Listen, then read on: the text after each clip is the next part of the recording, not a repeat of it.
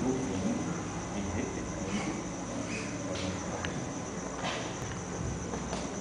Eu, Jairo, te recebo, Marcélia, por minha esposa, te prometo ser fiel, te amar, te respeitar, na alegria, na tristeza, na saúde e na doença,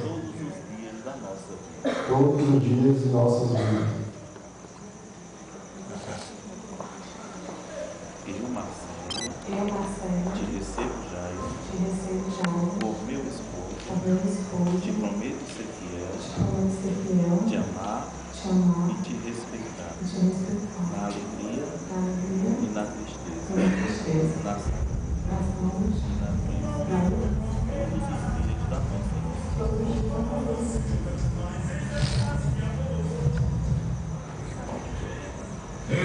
É isso aí, pessoal. Já é domingo. Jairo e Marcelo, Deus confirme este compromisso que manifestaste perante a igreja e derrame sobre vós as suas bênçãos, de modo que ninguém separe o que Deus uniu.